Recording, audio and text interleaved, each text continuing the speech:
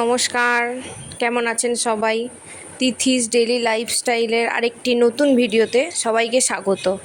আজকে বানাচ্ছি পটল চিংড়ি। তো চলুন দেখা যাক রেসিপিটা।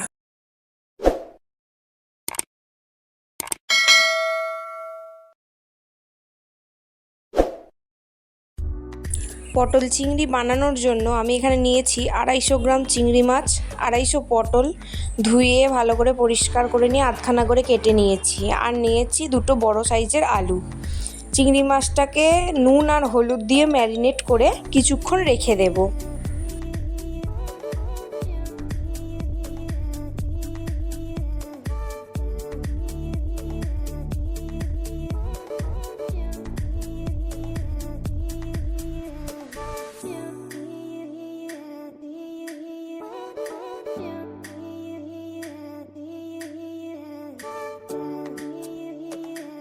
কড়াই গরম করে নেব, তারপর কড়াইয়ের মধ্যে দিয়ে দেব সর্ষের তেল।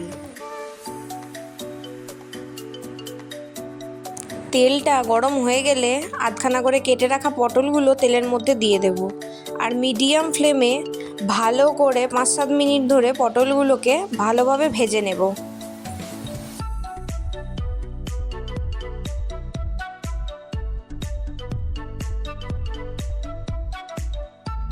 পটলগুলো ভাজা হয়ে গেছে, এবার একটা জায়গায় তুলে নিয়ে ওই একই তেলের মধ্যে আলুগুলো দিয়ে দেব।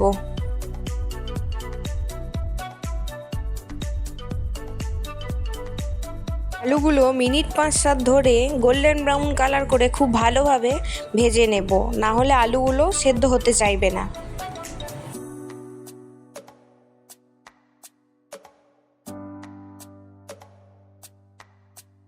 দেখতেই পাচ্ছেন আলুগুলো আমার ভাজা হয়ে গেছে, এবার আলুগুলো তুলে নেব, আর ওই একই তেলের মধ্যে চিংড়ি মাছগুলো দিয়ে দেব ভাজার জন্য।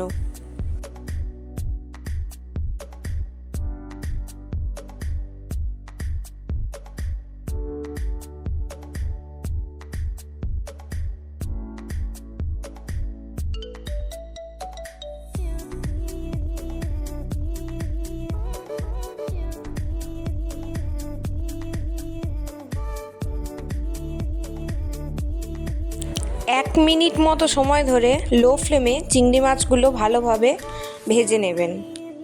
তার বেশি ভাজবেন না, তার বেশি ভাজলে চিংড়ি মাছগুলো টেস্ট নষ্ট হয়ে যাবে। চিংড়ি মাছগুলো ভাজা হয়ে গেছে, এবার ওগুলোকে একটা জায়গার মধ্যে তুলে নেব। ওই কড়াইয়ের মধ্যেই দিয়ে দেব আরেকটু তেল। তেলটা গরম হয়ে যাওয়ার পর ওর মধ্যে দিয়ে দেব গোটা গরম মশলা ফোড়ন, ছোটো এলাচ, লবঙ্গ, দারচিনি, আর দিয়ে দেব গোটা জিরে।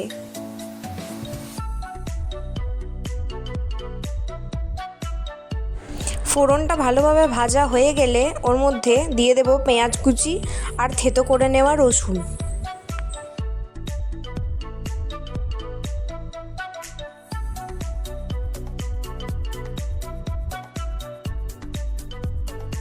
আমি তেলের মধ্যে কয়েক দানা চিনি ছড়িয়ে দেব, যেন রসুনের গন্ধটা না ছাড়ে।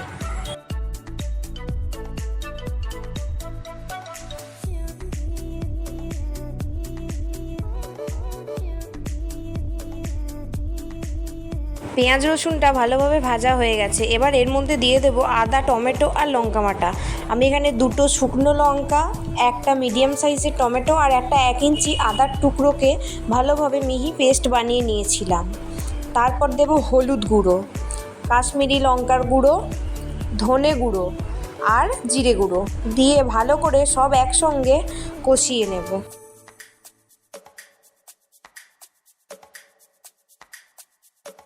স্বাদ অনুযায়ী নুন দিয়ে নেব। মশলাটা তেল ছেড়ে দিয়েছে, এবার ওর মধ্যে ভেজে রাখা পটল আর আলুটা দিয়ে ভালোভাবে মিনিট 3 সময় ধরে কষিয়ে নেব।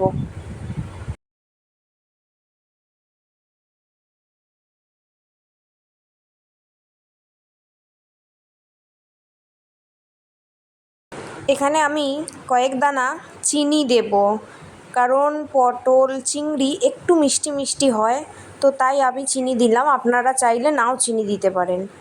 এরপর চিংড়ি মাছগুলো দিয়ে ভালো করে আবার মিনিট 3 সময় ধরে কষিয়ে নেব।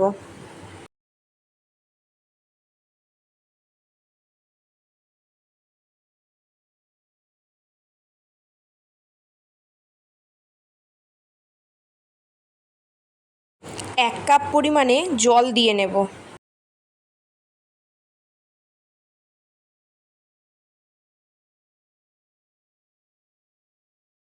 ফুটে উঠেছে, এই সময় আপনারা চাইলে নুন চিনির পরিমাণটাও দেখে নিতে পারেন। গ্যাসের ফ্লেমটা বন্ধ করে উপর থেকে 1 চামচ গাওয়া ঘি ছড়িয়ে দেব। ব্যাস, তাহলেই রেডি অনুষ্ঠান বাড়ির মতো পটল চিংড়ি। রেসিপিটা কেমন লাগলো কমেন্ট করে অবশ্যই জানাবেন। দেখা হচ্ছে পরের ভিডিওতে। আজকের মতো টাটা।